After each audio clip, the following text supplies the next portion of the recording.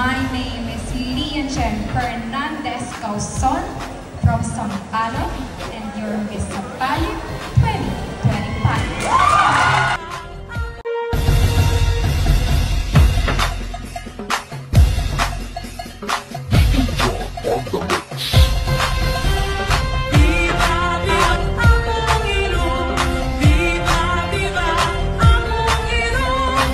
Discuss one local issue with our Honorable Mayor Junte Tango, it would be to focus on promoting our local products.